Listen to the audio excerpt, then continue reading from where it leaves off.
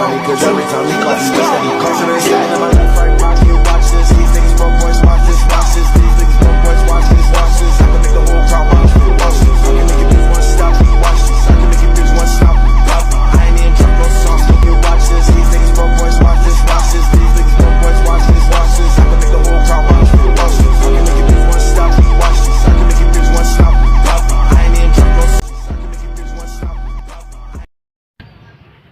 Assalamualaikum warahmatullahi wabarakatuh. Perkenalkan, kami dari kelompok 3, mahasiswa semester 4, program studi pendidikan ekonomi, Fakultas Keguruan dan Ilmu Pendidikan.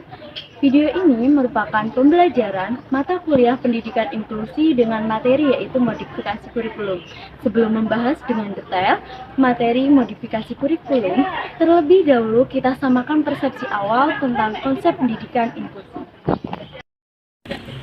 Pendidikan inklusi adalah sistem layanan pendidikan yang mengikutsertakan anak berkebutuhan khusus belajar dengan teman sebayanya di sekolah reguler yang terdekat dengan tempat tinggalnya.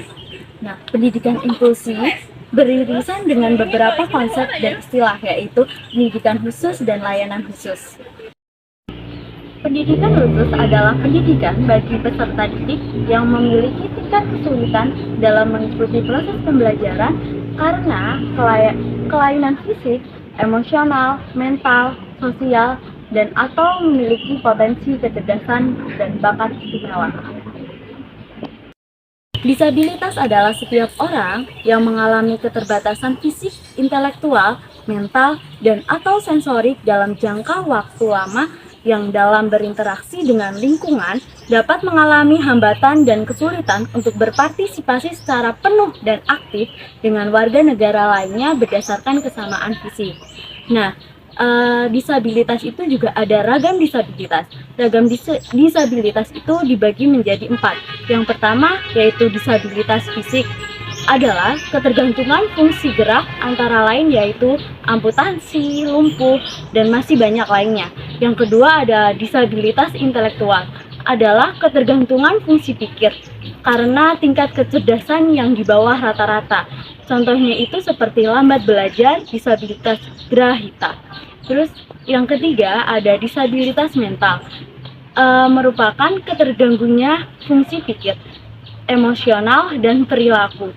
Contohnya yaitu bipolar, depresi, dan gangguan kepribadian. Dan yang terakhir adalah disabilitas sensorik, adalah terganggunya salah satu fungsi dari panca indera seperti yaitu tunarungu, tunanetra, dan tunawicara. Selanjutnya adalah istilah cerdas istimewa, adalah layanan pendidikan khusus yang diselenggarakan bagi peserta didik yang memiliki potensi kecerdasan yang luar biasa, kreativitas tinggi, dan komitmen terhadap tugas. Sedangkan bakat istimewa adalah layanan pendidikan khusus yang diselenggarakan bagi peserta didik yang memiliki potensi kecerdasan kinestetik yang luar biasa. Selanjutnya yaitu layanan khusus. Layanan khusus adalah pendidikan bagi peserta didik daerah terpencil atau terbelakang atau masyarakat adat yang terpencil dan atau mengalami bencana alam dan tidak mampu dalam segi ekonomi. Contoh dari layanan khusus yaitu sekolah kecil, sekolah terbuka, sekolah darurat, dan sekolah program adem ayem. Nah, pendidikan inklusi itu memiliki beberapa tujuan. Tujuan dari pendidikan inklusi diantaranya yang pertama memberikan kesempatan untuk mendapatkan pendidikan yang layak sesuai dengan kebutuhan. Yang kedua, membantu program percepatan wajib belajar. Yang ketiga, meningkatkan mutu pendidikan dasar dan menengah. Yang keempat, menciptakan sistem pendidikan yang menghargai keanekaragaman dan tidak diskriminatif. Nah, dan yang kelima, itu memenuhi amanat UUD 1945 dan UU nomor 20 tahun 2003 tentang sistem pendidikan nasional. Nah, selain memiliki tujuan, pendidikan inklusi itu juga memiliki implikasi manajerial, implikasi manajerial dari pendidikan inklusi itu sendiri. Yang pertama ada sekolah reguler menyediakan kondisi kelas yang hangat, ramah, dan menerima keanekaragaman. Yang kedua, sekolah reguler harus siap mengelola kelas heterogeni dengan kurikulum yang bersifat individu. Yang ketiga, sekolah reguler harus siap memiliki guru profesional sebagaimana yang telah diatur dalam UU Guru dan Dosen. Nah, yang keempat, itu guru memiliki keterampilan dalam mengelola pembelajaran. Dan yang kelima, guru harus berkolaborasi dengan orang tua selama pembelajaran.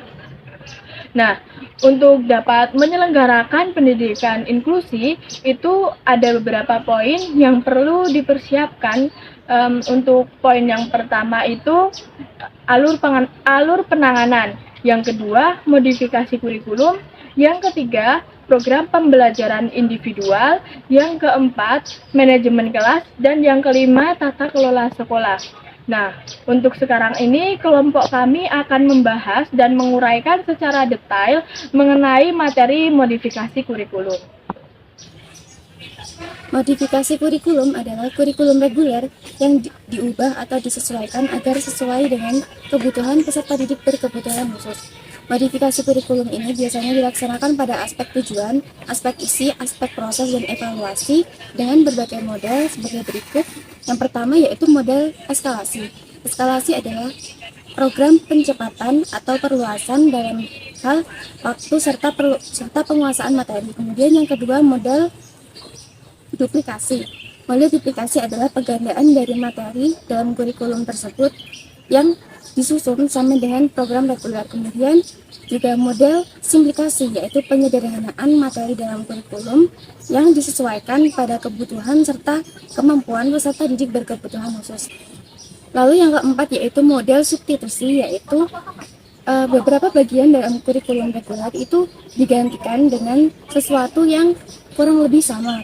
Lalu yang terakhir yaitu model omisi, yaitu beberapa bagian dalam kurikulum itu ditiadakan sama sekali karena tidak memungkinkan apabila dilaksanakan pada peserta didik berkebutuhan khusus. Kurikulum dan rencana pembelajaran pada sekolah yang menyelenggarakan pendidikan inklusif dimodifikasi dengan berbagai cara. Untuk komponen tujuan harus mengacu pada kemampuan serta kompetensi yang harus dimiliki oleh peserta didik berkebutuhan khusus setelah mengikuti kegiatan pembelajaran. Contohnya untuk peserta didik reguler pada mata pelajaran ekonomi dengan topik pembahasan kurva permintaan dan penawaran, indikatornya peserta didik dapat menggambar serta menjelaskan kurva permintaan dan penawaran. Untuk peserta didik berkebutuhan khusus dengan hambatan intelektual, hasil asesmennya mengatakan bahwa peserta didik belum mampu untuk menggambarkan serta menjelaskan mengenai kurva permintaan dan penawaran.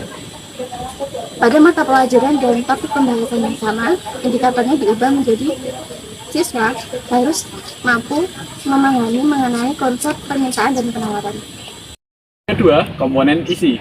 Materi yang berisikan fakta, konsep, dan prosedur, serta mata kognisi merupakan hal yang harus dipelajari oleh peserta didik agar supaya dapat menguasai kompetensi yang diharapkan.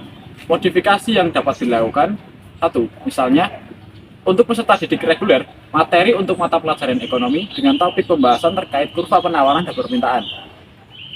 Yang kedua, untuk PDBK, untuk hambatan intelektual, hasil asesmen belum mampu melakukan analisis kurva permintaan dan penawaran. Materi untuk mata pelajaran dan topik pembahasan yang sama. Selanjutnya, komponen ketiga yaitu proses.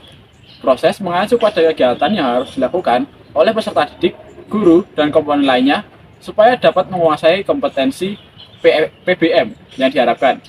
Proses pembelajaran berkaitan dengan waktu, cara, atau bentuk kegiatan, tempat atau lingkungan, sumber, dan alat media. Modifikasi proses dapat dilakukan dengan cara yang pertama, waktu belajar diperpanjang. Yang kedua, pembelajaran sewaktu-waktu dapat dilaksanakan di kelas khusus. Yang ketiga, penggunaan alat bantu khusus dalam pembelajaran. Yang keempat, penggunaan guru pendamping atau shadow teacher. Yang kelima, penempatan tempat duduk pada lokasi tertentu atau di dekat guru. Dan selanjutnya, pemanfaatan peserta didik reguler sebagai tutor. Selanjutnya, pemberian tugas khusus yang berbeda pada peserta didik lain. Selanjutnya, pemberian atau penjelasan pembelajaran khusus di luar jam pembelajaran umum. Dan yang terakhir yaitu penggunaan sumber belajar yang berbeda atau khusus. Modifikasi yang terakhir yaitu modifikasi dalam evaluasi pembelajaran. Evaluasi merupakan kegiatan yang dilakukan untuk mengukur keberhasilan peserta didik dalam mencapai tujuan dan kompetensi yang sudah ditetapkan. Evaluasi ini berkaitan dengan isi, alat, cara, waktu, dan juga tempat. Modifikasi dalam evaluasi pembelajaran ini dapat dilakukan dengan cara yang pertama dengan waktu penilaian diperpanjang, yang kedua dengan soal yang dibedakan dengan siswa yang lainnya, yang ketiga evaluasi ini dilakukan di tempat tertentu, yang keempat evaluasi ini dilakukan dengan alat yang khusus, yang kelima standar kelulusan dan juga KKM-nya ini secara kuantitatif sama, namun secara kualitatif dibedakan. Kemudian yang ketujuh yaitu sistem pelaporan yang sama namun dengan indikator kemampuannya berbeda. Dan yang terakhir yaitu sistem kenaikan kelas secara otomatis. Modifikasi RPP ini dapat dilakukan dengan perhatikan hal-hal berikut. Yang pertama yaitu penyesuaian berdasarkan hasil asesmen RPP. Kemudian yang kedua, penyesuaian RPP ini dapat dilakukan dari satu komponen maupun dari seluruh komponen. Yang ketiga yaitu cara penyesuaian RPP ini dapat diberikan catatan dalam komponen yang disesuaikan baik di samping komponen maupun di bawah komponen. Demikian penjelasan dari kelompok kami atas materi modifikasi kurikulum. Semoga dengan penjelasan kami dapat menjadi referensi wawasan dalam menerapkan pendidikan inklusi pada mata pelajaran ekonomi di SMA. Demikian video pembelajaran ini. Jika ada kritik, saran, dan penjelasan lainnya yang perlu ditambahkan, silahkan menuliskan komentar pada menu komen di bawah video ini. Terima kasih. Wassalamualaikum warahmatullahi wabarakatuh.